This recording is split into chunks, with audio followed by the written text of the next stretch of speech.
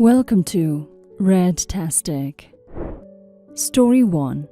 Am I the a-hole for saying a baby cannot come on vacation? For the past 2 years, a group of friends and I have been planning a week-long trip to Orlando to visit Disney World and Universal Studios in 3 weeks. The first rule we made when we started to plan this trip is that it would be child-free. The 2 people in our group that have children agreed that their children were young enough to not be traumatized from not going to Disney at 3 years old. For personal reasons, one of my buddies had to drop out of the trip last minute. Since everything has been paid for, he said that if I could find someone to take his place, he wouldn't expect to be reimbursed in any way except for sweets from honeydukes and mouse ears. I managed to find someone, but before I could say anything to the group, my girlfriend, hopefully soon to be fiancée I planned to propose on the trip, told me her sister wanted to take the empty spot. I asked how, because her sister just had a baby and at the time of the trip she will be 6 or 7 weeks. She said that her sister would just bring her daughter and we could make it work. My girlfriend is a huge pushover when it comes to her sister and has never said no to her before. I called her sister and tried to politely tell her that everyone going on this trip is either in their late 20s or early to mid 30s. She wouldn't listen and started rambling about her daughter getting pictures with Mickey and Elsa. She also named her daughter Elsa, by the way, and how much fun she'll have. I interrupted her and said that the trip was adults only and her newborn was not allowed. I then pointed out that a lot of the places we'll be going to after the parks are adults only, and no one would want to stay behind with her and the baby. Plus, I don't think an unvaccinated newborn should be taken to Disney. I was called a dick, and how dare I tell her how to parent a child? And it was creepy that a bunch of adults wanted to go to Disney without children. The last thing I told her before I hung up was that the empty spot had already been taken by someone. So sadly she cannot come. But we'll take plenty of pictures in our coordinated Disney-bound outfits and wizard robes to show her later. I think she cussed me out before I ended the call. My girlfriend thinks I was mean to her sister and said I should apologize for not giving her a chance to come on the trip. Am I the a-hole? You're not the a-hole, OP. Your girlfriend and sister are a-holes though. Your girlfriend decided it was okay for her to invite her sister, who had a baby, to the trip, knowing fully well the trip was supposed to be without kids. She disregarded everyone else because she couldn't say no to her sister, and then she had the guts to say you were mean to her sister after cleaning up the mess she made. Her sister is an a-hole for wanting to take an unvaccinated baby to Disney and being so mad at you after you explained everything to her. I would advise you to sit your girlfriend down and talk to her about this again before asking her to marry you. She was in the wrong here. She needs to realize that. Now for some comments. Not the a-hole, but it is your girlfriend's sister, so you should have not been the one to tell her. It should have been your girlfriend telling her. I would have a big talk with her about this before proposing to her. You and her need to be in agreement about issues like this, and she needs to deliver your shared agreement to her family, and you need to do the same when your shared decisions involve your family. Your girlfriend never should have put you in the position to tell her sister that she can't come. She should have told her sister that she has to check with the group, and then after talking to you, told her sister no. Not the a-hole. If someone decides to become a parent, they have to deal with the responsibilities. It's not your duty to change plans or take extra care because someone with a baby feels entitled to get their way. As she says, you are not the parent and thus don't have to agree to shit. The plans were clear. There is nothing to argue about. Also, you shouldn't apologize, really. If you marry your girlfriend, good luck. You'll have to deal with that sister more often. Don't budge to her bullshit now or it will haunt you in the long run.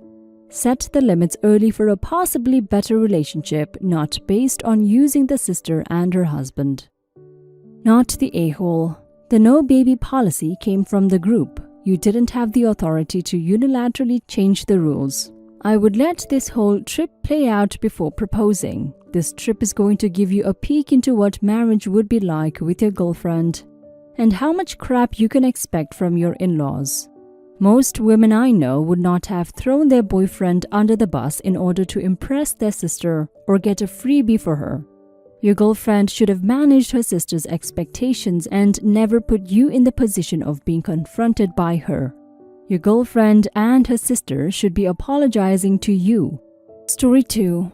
Am I the a-hole for telling my son he's been very unfair to my wife? My son is a 30-year-old father of 2. We lost his biological mom, my first wife, when he was 5, and I married my wife, his stepmom, when he was 6. My wife was an amazing presence in my son's life. She was very loving with him, but also understanding that he had a mom and that she, my wife, was a newer addition to his life. Regardless of how long she's been in his life, he has been resistant to seeing my wife as a parent. He refers to her as my wife, always called her by her first name, was quick to deny that she was his mom, and corrected people who assumed incorrectly. My wife took it all in her stride. I talked to my son about it being okay to love both, like I did. But he wasn't very open to talking with me, and he did go to therapy. But the therapists around 20 years ago were not like they are today, at least not in our small town. It has dawned upon us that our grandchildren might not know my wife as their grandma. My son and his wife usually celebrate his mother-in-law and my first wife's mom the day before Mother's Day. And then they celebrate my daughter-in-law on Mother's Day. My wife has never gotten a grandma card or gift, or a call, and when I have celebrated my wife with our children, he has always declined the invite. We also found out my son makes sure the kids are present for his mother-in-law and grandmother's birthdays, but my wife has never seen the kids on her own. I have seen the grandkids more than my wife. They also get me a card and gift for Father's Day, and I get a call or sometimes we celebrate together, and the same goes for his father-in-law. I brought it up to my son and he said it was true that he doesn't regard my wife as his mom, and so he never would consider celebrating her for Mother's Day, even with the kids. And because she's not his mom, her birthday does not stand out to him.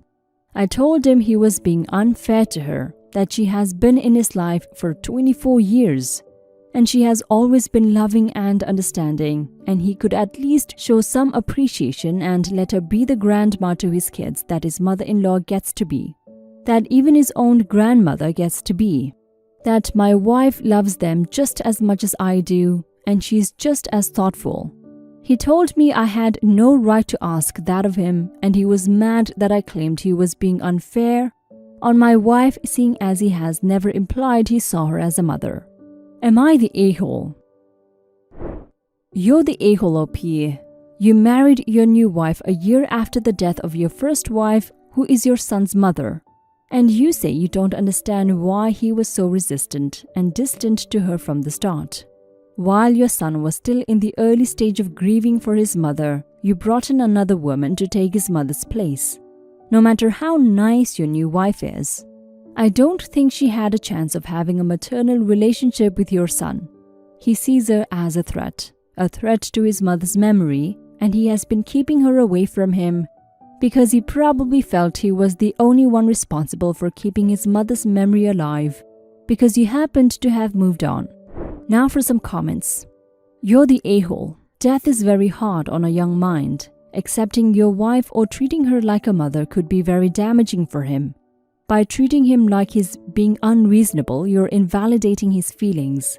He had no say in whether you would marry your wife, but he is well within his rights to not regard her as a mother, because she isn't his mother. Just because she was a good parental figure doesn't mean your son now owes her. His kids are his. You're the a-hole. He has been very clear on his stance and you can't change that. She is not his mom, and he has never regarded her as such. Just because you married her doesn't mean he has to accept her as a mother figure. If he's respectful to her as your wife, then I think you're going to have to accept that, as that's all you're gonna get. A marriage license does not create a mom. Also, a year. You married a year after his mom died? Yeah, he's probably still pissed off about that, and rightly so in my opinion. You moved on too fast. Period. He wasn't ready and didn't want a new maternal figure. By forcing him into a situation he wasn't ready for, and from which he had no way to escape, thus making him feel trapped, you caused irreparable damage not only to him individually, but also to his relationship with you and with your wife. From the minute you decided your desire for a wife was more important than your son's feelings, you destroyed any chance of them ever having a close relationship. Any pain you feel, any pain your wife feels is entirely your fault, and honestly doesn't even come close to the pain you caused your son by forcing him into a new family before he was ready. You don't get to be mad at him for problems you caused. Story 3. Am I the a-hole for suggesting that my son leave his fiancée who can't have kids? A little background. I'm a father to one son and one daughter. My daughter is mostly estranged from me as she and my wife do not get along. Not my choice, they choose to avoid each other. I am very close with my son, and his stepmother loves him as she has helped me raise him since he was 11. When my son turned 18, he joined the Air Force and was stationed on the other side of the country. And though we're still close, it's definitely not as close as before, especially with his new fiancée in the picture. He's 26 now and just proposed to his girlfriend that we've met once last year. Initially, I really liked her and was happy because she made my son happy, but my wife absolutely despises her, and if I'm going to be on either side, it will be hers. On top of my wife not liking his new fiancé, we learned that she has been very sick for the last few months, and they were sent to the Mayo Clinic to help determine what was wrong with her. While they were there, they found out that she shouldn't ever have children, because supposedly if she did, her and the baby wouldn't live. I don't know if this is true, but I don't really care, because I don't think my son should be forced to be with someone that he found out can't have children after they were engaged. They're not married yet. And yeah, I get that she's sick, but I want the best for my son, and I want him to be able to have a family someday.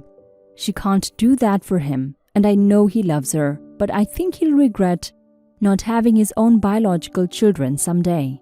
Also, we have generational names in my family. My father, myself, and my son all have the same name. I want him to continue our legacy. I told my son that he should reconsider the relationship, and he yelled at me, telling me he loved her and would never leave her, and then hung up, and now won't answer my calls. I'm looking out for him. I just don't want him to have any regrets. Edit. 1. I still love my daughter and want a relationship with her, but I can't force her to want a relationship with me. 2.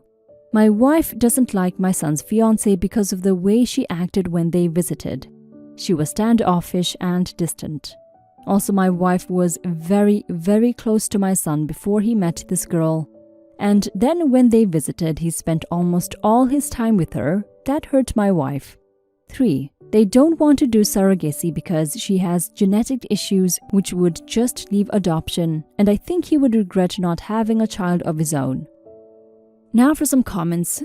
You're the a-hole. You're suggesting he leave the woman he loves. Which do you think he's likely to regret more? Abandoning the woman he wants to marry or not having his own child?